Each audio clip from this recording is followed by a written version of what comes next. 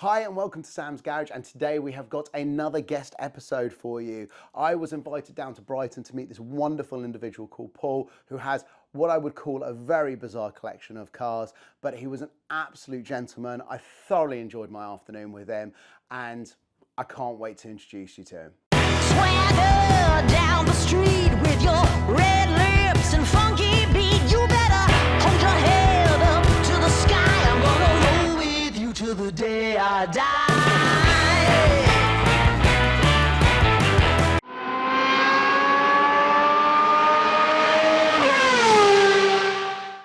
Right, so I've come all the way down today to Brighton, and I'm currently stood here with Paul, who's very kindly agreed to come on in our next guest episode. And Paul, thank you so much for having me along. Really, really appreciate it. I know this has been dropped on you. Yes. Because you didn't know it was going to be you in the front of the camera until about 3 minutes ago. Something like that, yes. So I got a phone call from a friend of mine from London who used to live in the area, didn't he? Daniel. And he said, I've got a friend based down in Brighton. He has an unbelievable collection, and I would say an eclectic collection. And so I've driven down today. We've got a couple of them behind us, and then we're going to have to cut to other ones because they're stored in different locations.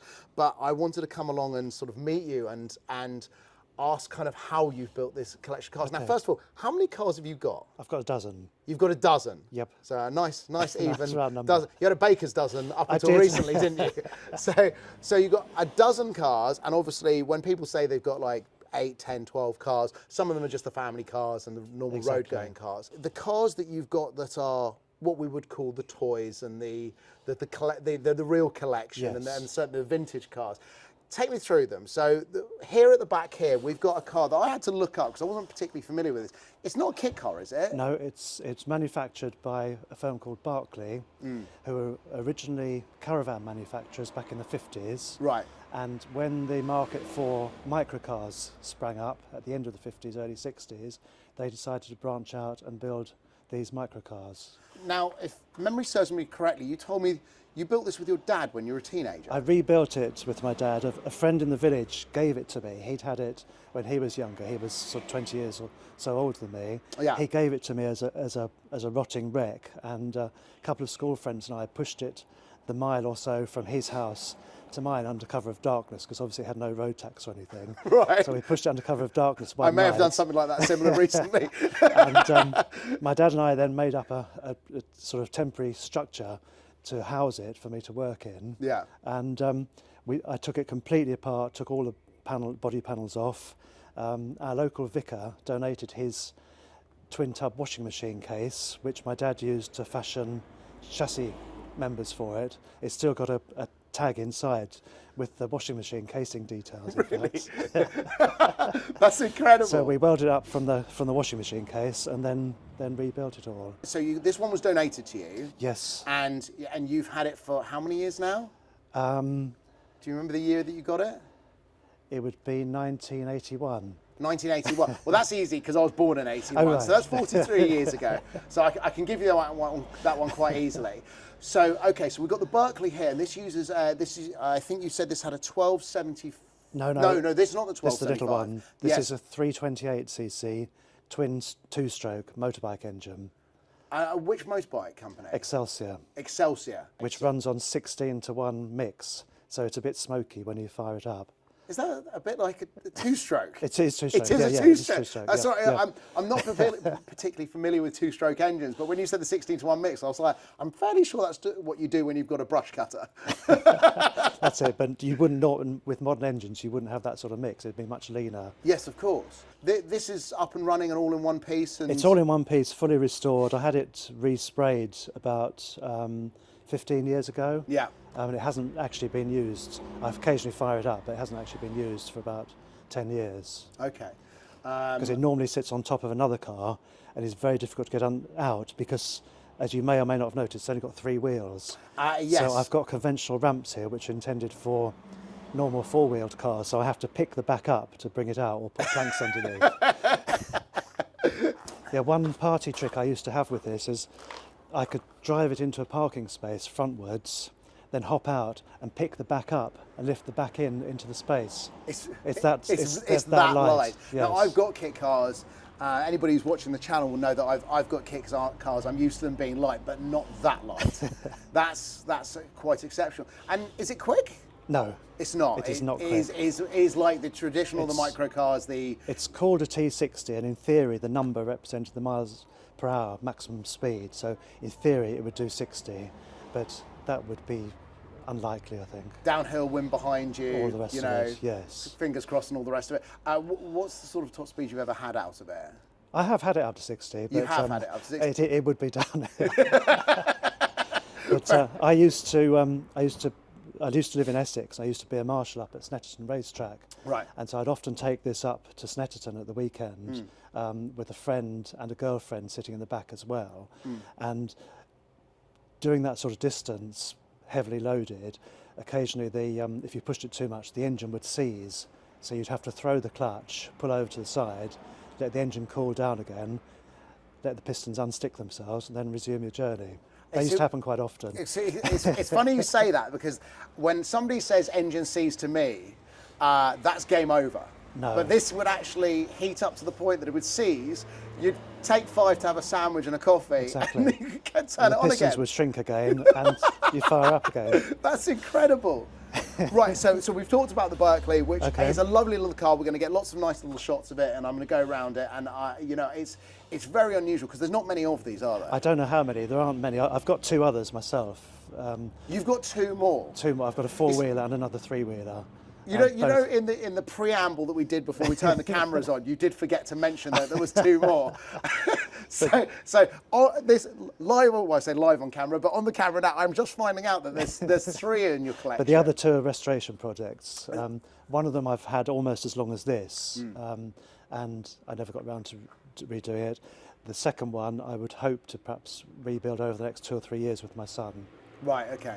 So he could have a run around when he's 17. When you're doing your restoration work, are you doing it all yourself? Or are you farming any of it out? Or No, I presume you've still got the skills you had when you were teenagers. Well, yeah, except I can't see as well. But you just stand a bit closer. Yeah, my dad and I did everything on this one. We didn't farm anything out at all. But since I've had children, I do tend to farm out some work on some of the cars now, and especially some of the bigger cars. They're just a bit big for me to handle. So, okay, so let's talk about, because I know one of them is in the shop at the moment. That one, I totally understand why you would send it to a shop to do. I'd be very nervous about working on myself, but we haven't actually got it here today, so we're going to get some shots of it. Yep. That's the Austin Healey 3000, That's isn't it? it? Yes. And why is it in the shop? We had a blowout. I was driving back from Goodwood with my daughter earlier in the year. We had a blowout on the rear near side tyre, which made the tyre delaminate completely. The whole of the tyre was flapping around on the wheel arch, which caused enormous amounts of damage to the wing and underneath the wheel arch, then flew off. It happened on the A27 as I was overtaking someone else. So I was in the outside lane doing 70 or so when it happened. So there's this almighty bang, and as I say, it mangled up the back of the car.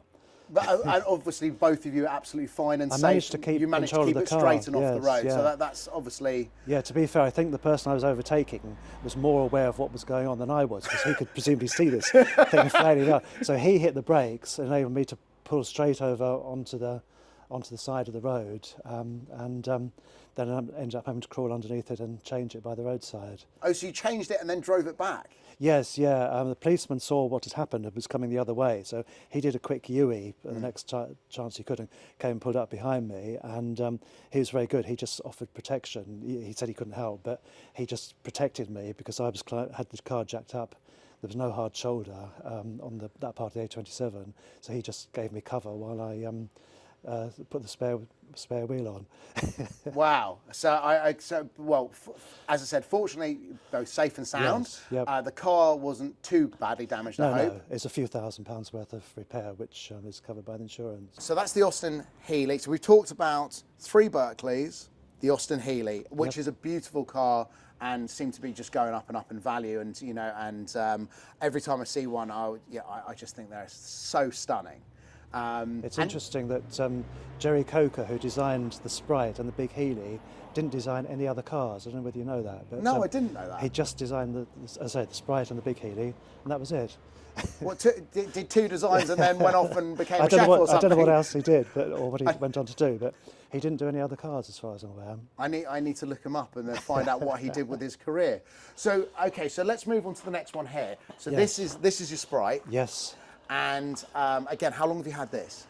Well, I've had it since before I was born, you could say, because my That's father... not many people can say that about a car.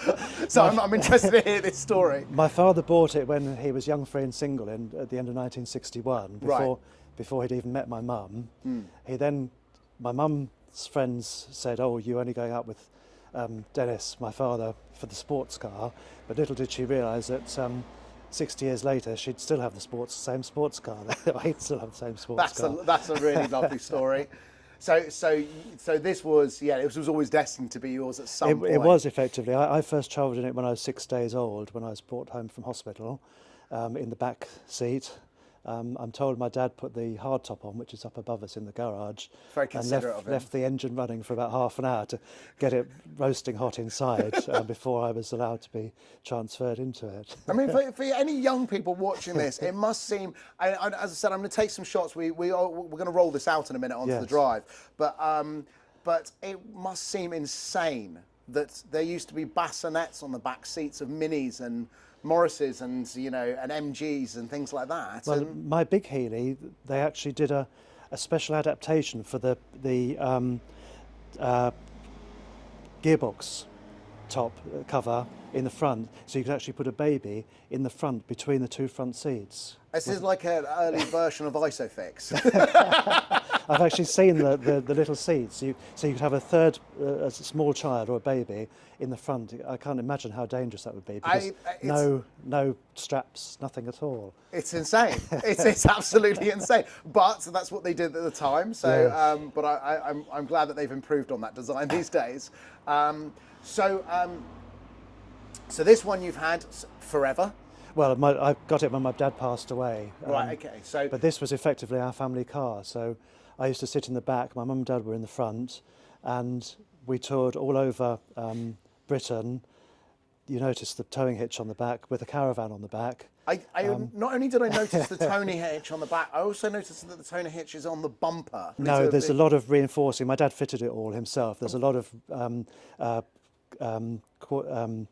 angled iron underneath, which spreads the load right back to spread the load on the back. Yeah, I was going to say, because there is, you just tear it off the car, wouldn't you? But because the car is so light, he used to have to run the caravan with a 30-pound gas bottle as full as possible on the front, on the tow bar, because otherwise it just wouldn't hold the road. Yeah, just lift the rear wheels off. Can Can I have a look underneath? Yeah, feel free. So I'm just intrigued about this. Yeah, so it is angle. It's not even welded. It's bolted. No, it's all bolted. It's yes, all bolted through. But it used to go remarkably well with the caravan on the back, and I remember one time he got it up to just over 80 with the caravan on the back, and a police motorcyclist drew up alongside the outside lane and held up 4 fingers, because at that point, if you didn't have a 50 sticker on the back of the caravan, you're only supposed to do 40. So he was actually... And he's going for a land speed just record over at double the time. speed limit. The policeman was saying, my dad just sort of waved, and policeman just drove off. I mean, 80 in one of these is. I'm not saying that it's not capable of doing it, but 80 in a car of this age is fast. And I've been in Yes. classic and vintage cars before and done 80, 90, miles an hour, and it feels fast. But with a caravan on the back of it. Well, at that point, the engine was relatively new, because the car started off with a 948cc engine. Right. And it now has a new engine in it. We've always referred to it as a new engine, which my dad fitted in the early 70s. So he upgraded it to the 1275 that it is now, which gave a bit more torque for putting the caravan. So is the 1275 engine the same one as the other car that we haven't named yet, but we've discussed? It is. So it's absolutely. an A-series engine. It's an A-series, Okay. exactly. But it's normally aspirated. Yes. Is anything special done to it? No, same twin carbs that it came with. Right. My dad says this was although the Sprite was the inferior version of the Midget, which was badge engineered, it's essentially the same car. This was a luxury version of the Sprite, so it had rev counter, heater, and twin carbs, which I think the standard model didn't have. Well, it's, you know what, it's a beautiful car, and whenever I see one of these, I always, you know, had a little nostalgia trip, because we had a Sprite in the family for a short period when I was a child, and I think if memory serves me correctly, it was the same colour. So, oh right, yes. So I'm a very big fan of this car. Okay, so we're going to move over to the other cars now, but one of the things that we were going to do very quickly is we're going to get your son down, okay, because he wanted to talk about the cars, and he's 12, isn't he? He is. And that's he's right. got his best mate here at the moment Yep. as well, and they want to talk about the cars because they were quite keen to voice their opinion from their age demographic on these older cars. And they've been to a lot of the shows with you as well, haven't They've been to Goodwood with me. They've both been in this one, as it happens. Yeah. Yes. So they've both been in this one. So they wanted to talk about it. They wanted to give their opinion. I want to hear it. Okay. So Well, shall I fire it up and get it out? So let's they can fire it up and get it out, and talk then about we'll it. get the boys to come and talk about it as Okay. well. Okay, you can do your thing whenever you want. Ready? Okay.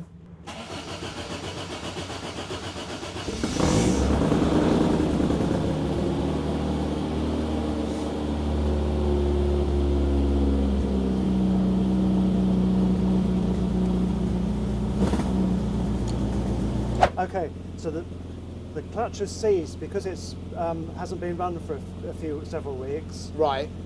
There must be a little bit of surface rust which has made the clutch plate seize together. Yeah. So I can't get it in gear. I can't drop the clutch to get it in gear with the engine running. So I'm going to have to shut the engine down, put it in gear with the engine off, and start it. And on the pull of the starter, it should break the seal on the clutch and get us going. See, these are the bits that people who've only ever driven modern cars don't realise about what we went through with classics. And well, look, you know what? You turn it Give it a off, try. and I'm gonna, if you don't mind, get well out of your way. Yeah, it could just come shooting back out. I don't think it will.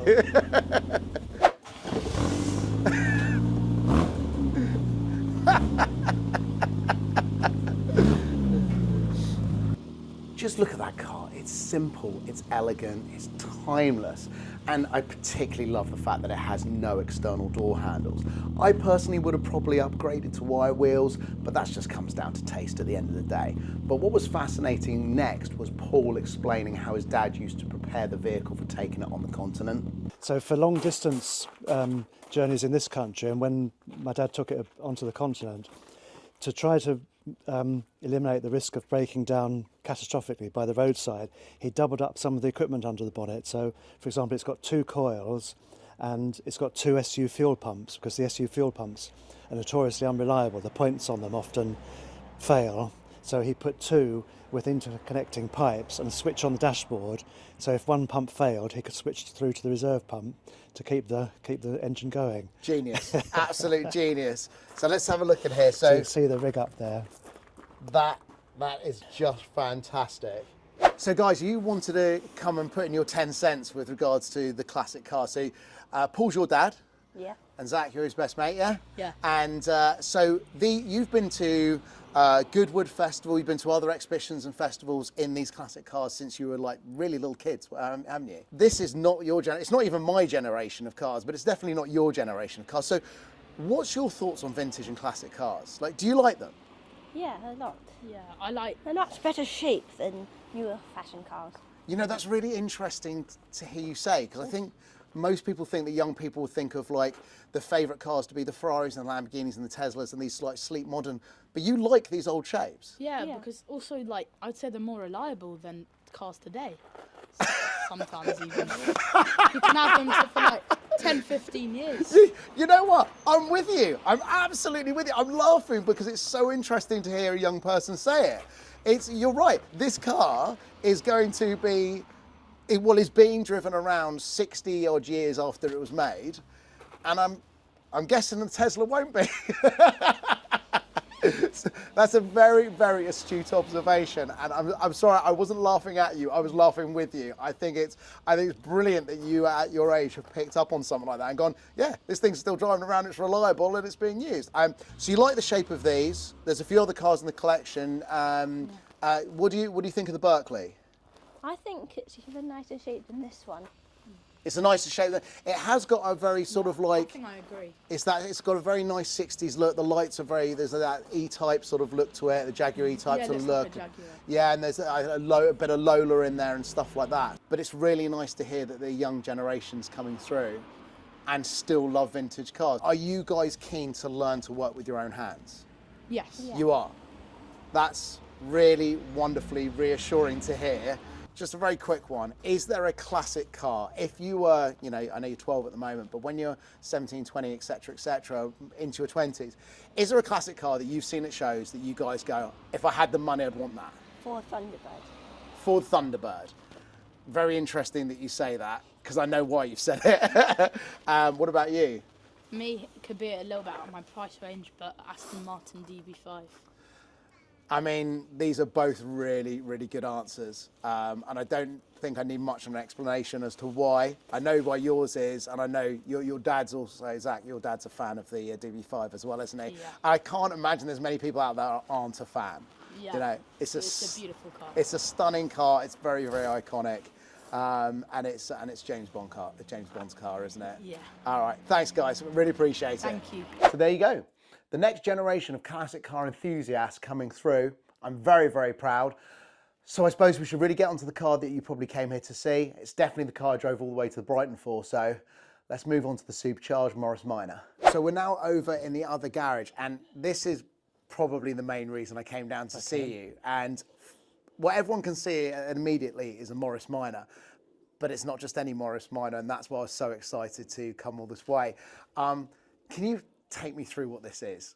Yeah, I bought it in, I think it's about 1985, Right. as a standard convertible Morris Minor.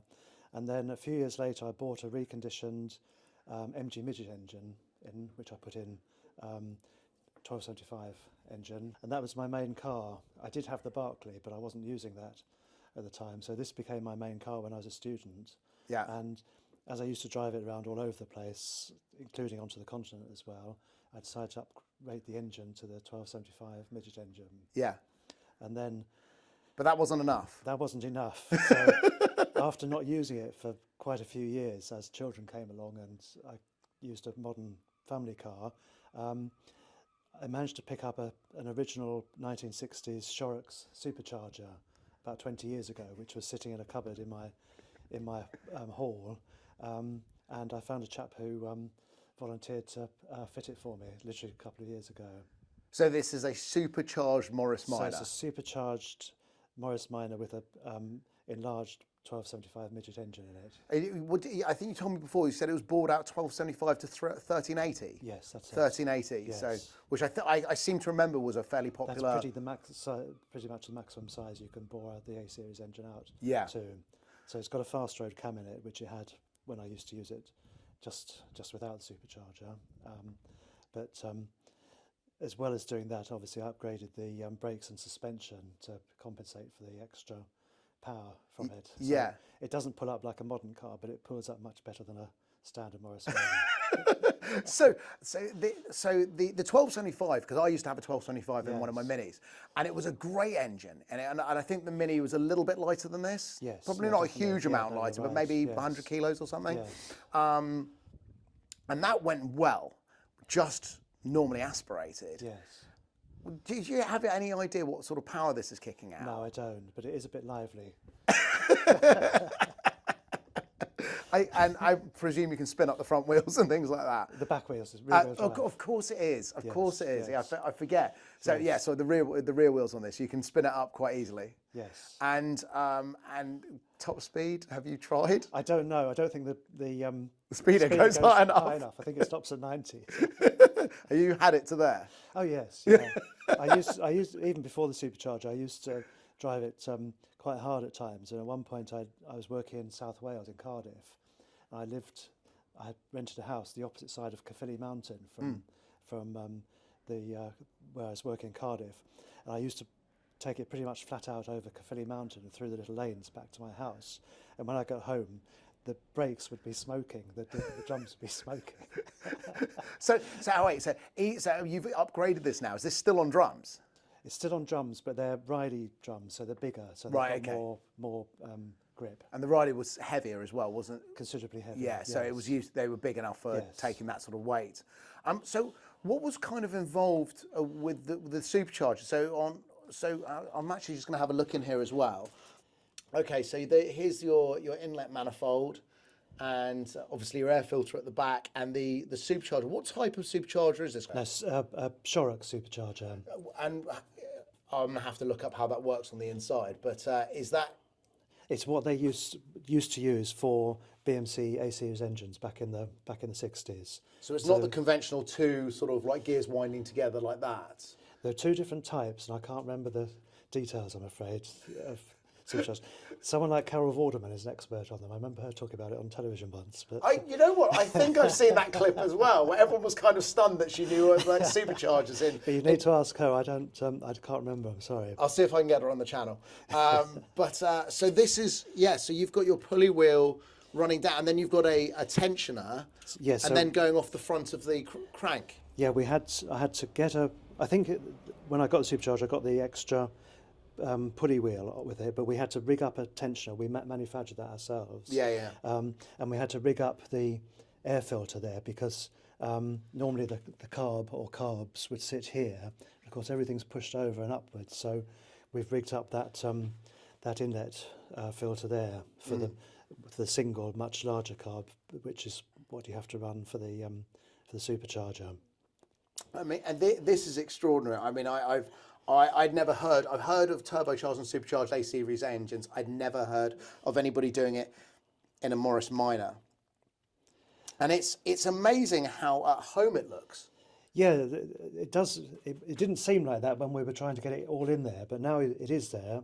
You can see there's enough space for it. Because we had to rig up an extra oil feed because it's lubricated by oil from the engine. Yeah.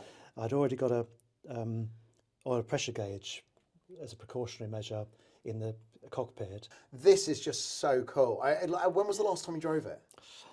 Probably a couple of years ago. Oh, so in recent years? Yes. And have you got any plans with this? Yeah, it's just a case of time with the children and work, etc., finding time to tinker with this at the same time as everything else. So I haven't really done anything to it for at least a year. I think this is just such a cool car, and knowing that you can do this. I mean, how easy is it to find these superchargers? They're quite rare. I picked it up about 20 years ago, and they only come up very, very occasionally for sale. I think you can get modern equivalents for them, which are probably easier to fit because they'd have more support for them. Because obviously we're referring to 60-year-old documentation in setting all this up. We've managed to fit it, and it runs. Did you have to take the supercharger apart at all? We did, just to check it. Yeah. But everything was fine. It's got a pressure relief valve there, so it can't blow up. As you can probably tell, the cars weren't really in the position for us to be able to take them out, but you probably do want to hear what it sounds like, because I know I definitely did. Okay, we're in neutral. Okay. Can someone whack Daniel? Yeah. Can you whack the fuel pump, please? Just hit it. Hit the fuel pump? Yes, please. Yeah, it's here. This one? Yep. That's it.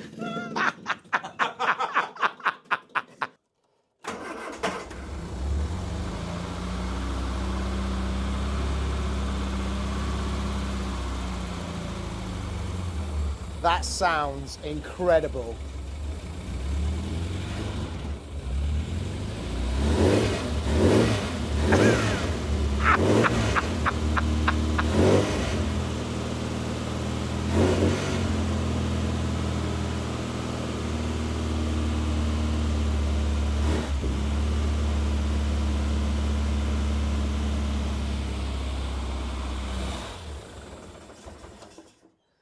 I'm nervous about running it too long, as I don't know how much water's in it. The audio does not do that justice. That sounds unbelievable.